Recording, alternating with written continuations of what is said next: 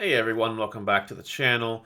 A few weeks ago, I want to say, I was looking at some Japanese EX6 decks regarding Demon Lords, and I kind of liked the video that I made there, so I'm going to try to take it on a different spin.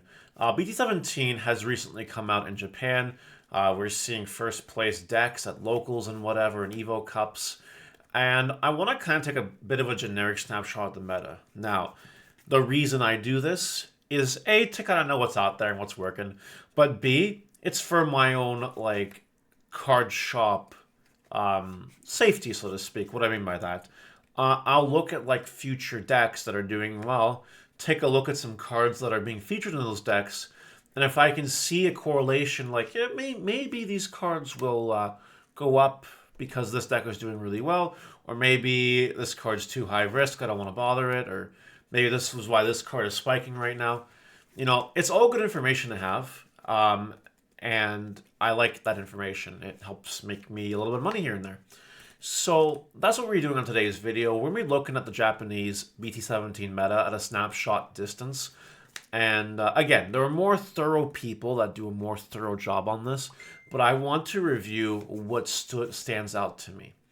So with that, I hope you guys enjoy this. Let me know anything in the comments. And of course, please like and subscribe. So as you can kind of see generally here, there are a lot of different decks that are winning events. I'm not going to go to page 2, but there's a lot of different decks that are actually doing quite well.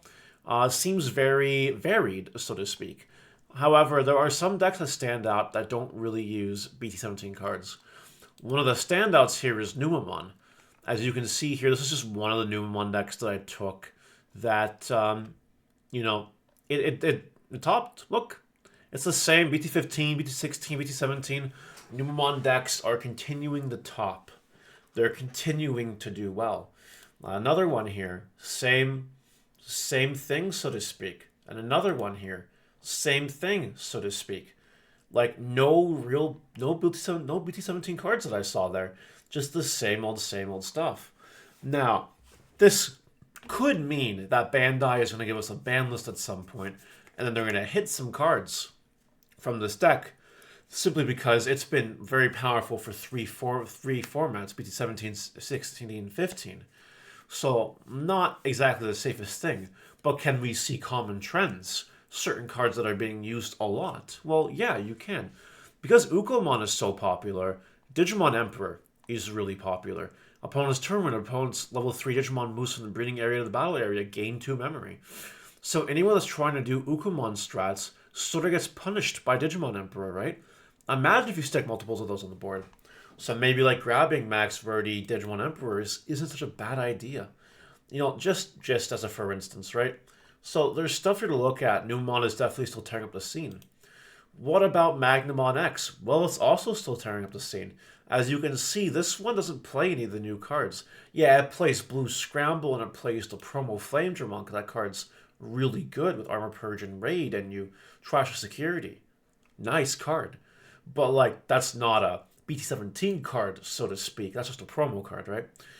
So, like, yeah, newer cards here, past BT16, but no BT17 cards exactly in the deck. But, you know, a little bit of a splash here and there, right? For example, this one was playing 2 copies of Imperial Joma and Paladin Mode Ace. Now, do I think that this card is the win con in the deck? Absolutely not. But you can just blast it out of nowhere and sort of win the game if your opponent plays into it. That's kind of important to keep in mind. Because again, it's not going on Imperial Dramon, it's only going on your Magna X. Which is not something you always want to do, right? And that's fine. Not a big deal. And then you have here another one with the same thing. The same thing over here. Now, are there any common themes in these decks? Well, yeah, it's the same Vmons, right? These Vmons, that Vmon. Yeah, the same Magnamons. Like, everything here makes sense, and that's fine. I skipped ahead a little bit, but that's okay. We'll talk about Mirage Galgamon next. Mirage Galgamon is also seeing a lot of play, a lot of good play in Japan right now. And as you can see, we've got EX6 and BT16 here, that's fine. We even have the Gobblebond Ace, which is an LM card, and a Scramble. Nothing BT17. But, I mean, if you go a little bit forward, right, we do see something else happening here. This deck list has not what I'm looking for, so it must be the third one. Yeah, Ancient Garurumon. Someone is trying to do some of the shenanigans here with the Ancient Garurumon in this deck. Okay, whatever. But there's just one copy of it. The point of the story here is Mirage Galgamon is still seeing play in droves over here in Japan. And don't forget, when things in Japan are doing kind of good, people in North America will take from it. I truly believe one of the reasons that Mirage Galgamon's popping up so much in our BT15 is because Japan is playing it a lot right now. I think that's a solid part of it, right? Because if Japan's making it work in their meta, there's no reason why we can't make it work in our meta, so to speak. But what are you seeing here? Well, we've seen Mirage Galgamons continue to climb in price, the super rare, right? So, and mental trainings have gone up too, don't forget. But a lot of blue in the meta right now. That kind of makes sense. So yeah, these are decks. There's 3 decks that are doing really well, but have gone a couple sets, or more sets even, without any significant hits. Mirage Galgamon had their good Mac Galgamon put to 1, but obviously they're still fighting, and they're still doing really well. So that's important information to make, right? Kind of important. These are all decks that could end up on a ban list in one way, shape, or another. So that's important to keep in mind. Now, decks that are doing well thanks to BT17. We have Red Hybrid Ancient Greymon. Oh, it's beautiful. It's beautiful! You absolutely, positively love to see Ancient Greymon doing well.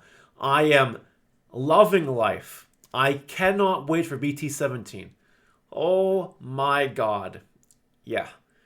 But you can see here a lot of Red Hybrid stuff from the new set. And if you even look at the next deck list we have, it's more focused on the newer way of playing Ancient Greymon, with the new Ancient Greymon here. Yeah, you have the old boss monster if you can get it going, but like, it's playing a lot more of the new stuff. So that's really interesting, right? There's a lot of different ways you could do the red hybrids and stuff like that. It's pretty nice. Blue hybrid isn't seeing nearly as much play, so we're not going to cover it, and that's fine. Another deck doing really well, thanks to BT17, is Lugamon. Now, a little bit less representation than the Ancient Greymon, I believe, but like a lot of BT17 cards are here, right? The Dexter Rigormon is here, the Soul Lugarmon's here, the Kazuchi, the Fenrir, and the Fenrir Kazuchi. This is all very popular stuff. Cracker Fang's here. This card's BT16, I think. Yeah, this card's BT16. Yeah, it's just... you're seeing the new stuff see play here in the Lugamon deck. People like their dogs. Digimon players really like their dogs, and you can see it in these almost near identical deck lists, actually. So yeah, another deck, the Fenrir Lugamon. But like, what do you see here that you could probably take advantage of? Well, they're still playing 4 Lugamon from the OG BT14. It does have an alt art. It is super rare. It could be worth something down the road. Analog Youth F4, that's big.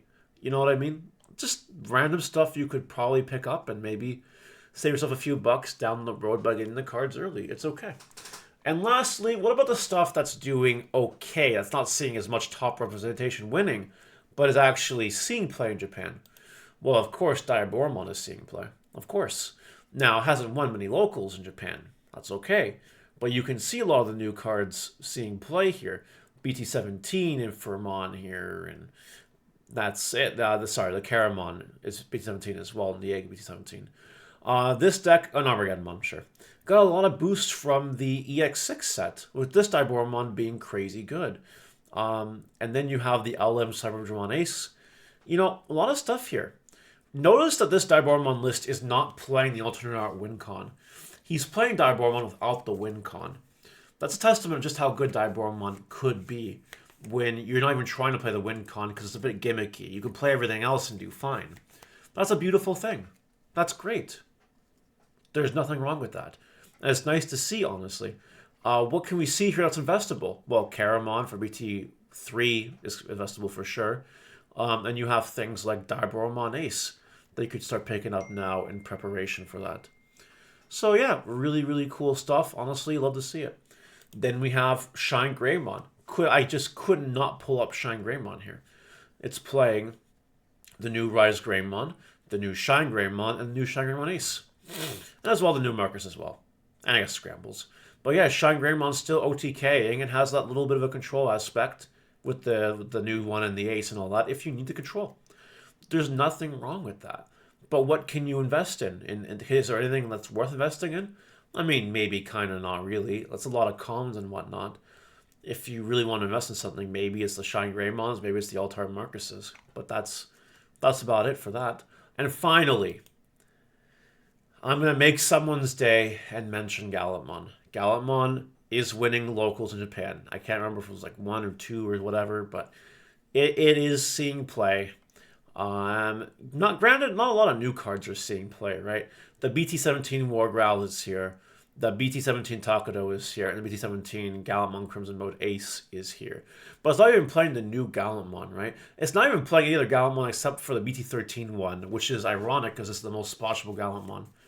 And the least Gallantmon for the Gallantmon deck, if you know what I mean. But anyway, the guy's making it work quite well, and it's cool. It's fun. Emperor Greymon is in there too. That's random. You know, whatever. We love to see that kind of stuff. So anything worth investing in here? Yeah, maybe. Maybe Altar Takudos. Maybe. Yeah. Why not? I don't know. Maybe Altar Jijimons too. This egg's still crazy good. So yeah. That's honestly going to do it for today's video. I wanted to take just a quick little review of the Digimon BT17 Japanese meta and kind of think about it from a marketable analysis. Going through just these decks alone, there's cards that I can think of that maybe I want to invest in prior to the set coming out. You never know. So do your own research, obviously. I'm not going to make any real suggestions except what I already made in this video. I leave those for the market watchers, obviously. But maybe this gets you kind of in the brain. Maybe your juices are flowing. And you're thinking, okay, maybe, you know what, maybe I'll grab a couple of this and a couple of that before BT17 comes out. And if I'm not interested in it, maybe I can sell it for a profit when the set comes out in English or whatever. All just food for thought on today's video. Let me know what you guys think about this in the comment section below, and if you'd like to see more content like this, because I'd love to make more content like this. But if you guys are enjoying it, that's the best validation I can get. Have a good day. Bye.